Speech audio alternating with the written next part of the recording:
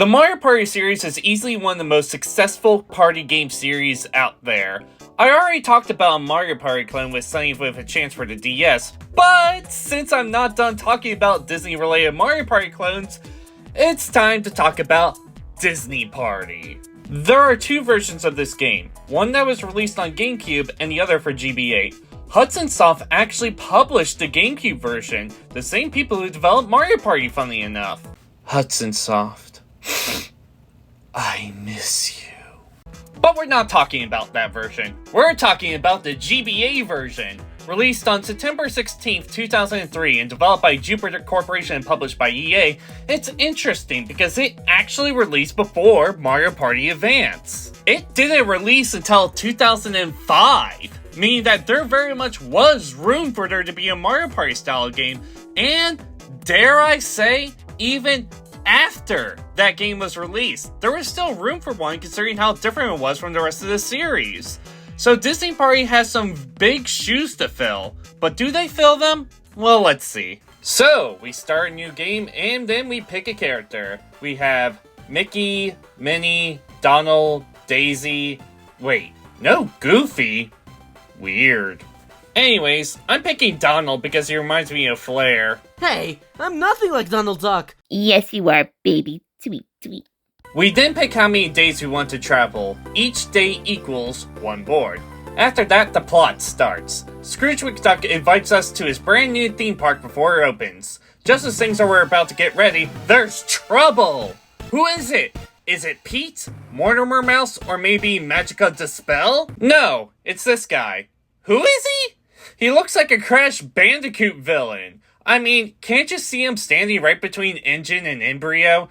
This guy is an original character made solely for this game named Dr. Nickel. A character so obscure, he's not even on the Disney Wiki. Anyways, he's here to crash the party and ruin our fun. Scrooge McDuck then explains the controls for the platforming portion of the game. More on that later, but you deal with an enemy that Dr. Nickel sends at you. It is then revealed that he has taken all the magical power that the park uses to run. So yes, everything runs on rainbows and unicorns. We really need this kind of technology in our world. So, we agree to try to get the magical power back, and we finally get to the gameplay. Which I'll explain because, to be frank, Scrooge McDuck does a pretty awful job of explaining things. He just tells you to get back the magic and look out for pets. He might as well just say, money, money, money! You start by taking turns rolling the dice, with you going first. Each board lasts 12 turns total, and your main goal and focus is to get to the different attractions around the map. Each attraction is randomly selected and will lead to a short platforming stage to complete. During it, you have to collect stars to get more magical power. Each star is worth 15 magic, and you get ranked at the end. So there aren't really any minigames per se, it's more just short platforming challenges. Each space has different effects too. If you land on a plus space, you get more magical power depending on the roll from 1 through 6. Minus spaces do the same except they take magic away. If you land on a neutral space, nothing happens. If you land on a rainbow space, Goofy takes you somewhere? Where to? He doesn't know. With the ominous music that plays, it feels like Goofy is trying to do the world's worst kidnapping attempt ever. So let me ask you, dear viewer, do you want to go with Goofy? Put it in the comments below. Jokes aside, Goofy just takes you to a random set spot. The Jack-o'-lantern spaces have Pete cause trouble for you, such as making you skip a turn or stealing all your crystals. Hehehe, collecting magical power! Here, let me help you. And he turns all plus spaces to minus spaces for the next 3 turns. I feel like he's supposed to be sarcastic here, but I can also see this as him being too dumb to understand the game rules. Me too, Pete. Me too. The rest are pretty simple. Gift spaces have Pluto give you an item. Crystal spaces have either Chip or Dale mess with the spaces. Question mark spaces trigger board-specific events. And the shop spaces allow you to buy items with crystals. Landing on an attraction space will give you 300 magical power, and it increases by 30 for every successful time you land on the space, and you also get a crystal, as you're then dropped into a short platforming level. You can also land on non-targeted attraction spaces and play the attraction for a cost of 300 magical power, which you can then get back depending on how much you collect, and you also get an item when you clear it, so it could be worth it if you pass on by. I think that covers the basics. I'll quickly go over items.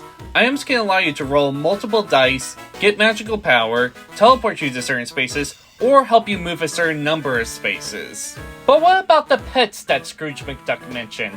Well, after completing an attraction, you have a chance of getting one.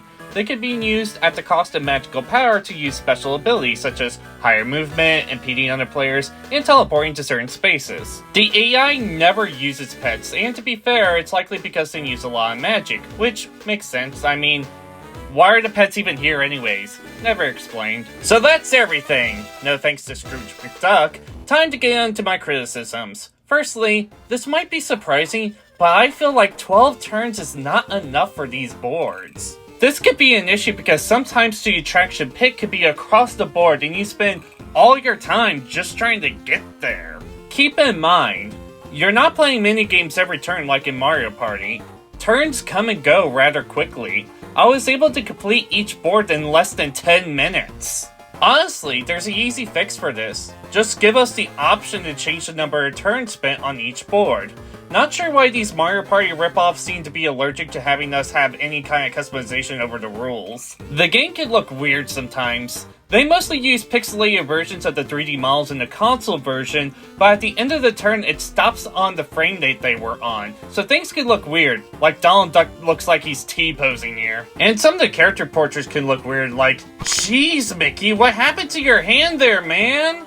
There are a total of 5 areas. Wonder Island, which is spooky themed, Future Town, which is sci-fi, Wild Garden is outdoorsy, and then finally Steam Mountain, which is western themed, with Magical Square being the finale. They do an okay job with theming, but it doesn't feel distinct, which sums up what I feel about the platforming as well. It all feels just very samey, with the exception of a boss fight with a mechanical horse, and one where you avoid hover cars to get stars. A lot of it just feels very similar to each other. The platforming controls are fine for the most part. You can use bombs as weapons and have to reach the goal before time runs out, grabbing as many stars as possible. Getting hit by an enemy just knocks you back, and you can't die, though falling into the water sends you back to the start. I really wish there was more I could say about this, and honestly, they should have gone with the minigame route anyways. Oh look, there are minigames! You just need to select it from the main menu. Let's play this one! Oh! I need a GBA link cable. Hang on, where did I lay it?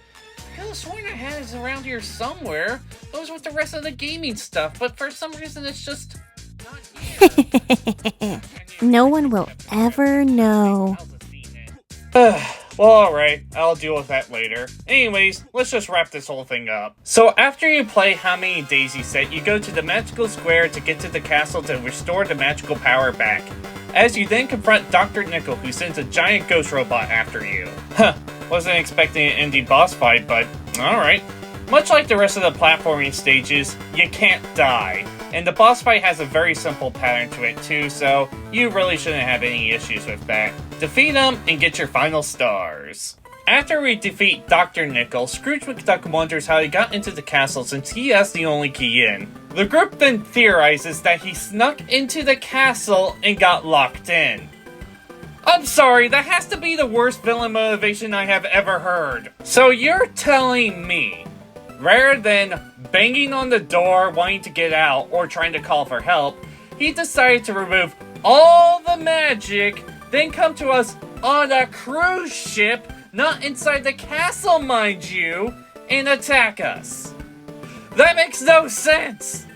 Anyways, you return the magic and whoever had the most magical power by the end of the game turns on the switch. I know I didn't win here, but trust me, all that changes here is the dialogue and nothing more. They thank you for playing, and we see our final stats. Oh hey! It's Billy from the console version of this game. Good to see you. Sure glad you did literally nothing in this game! After that, roll credits. So, overall thoughts on Disney Party for GBA. One thing comes to mind. Forgettable. Just like Dr. Neko himself. Honestly, the format they took really made the game less enjoyable. This whole game feels a bit rushed, like they really tried hard to distinguish themselves from Mario Party when, weirdly enough, Had they gone with a more similar format as Mario Party, it would have potentially filled in the gap that Mario Party itself couldn't fill on the system. It's kind of unfortunate. I could see crumbs of a good game here. If the pets were expanded upon and played a bigger role, you have more board options, more crazy events, and even just a few minigames thrown in every now and again, I could see this actually working well and being a lot of fun. My heart goes out to you, Dr. Nickel. I'm sorry that this is your only game appearance, and I wish I had the manual to see if there was anything more to know about you, but you deserve better. And you have at least one fan out there, as I did find some fan art of you. Link to the artist in the description. That being said, thank you all for watching. I would really appreciate a like, comment, and subscribe. Be sure to send me more suggestions. I would love to try to fit some of them in between my review schedule, as I think it would be fun to take in more suggestions from other people. Thank you all so much for watching, and I hope you have a great day, and I'll see you on the next video. Show is your rehearsal almost done. I don't know.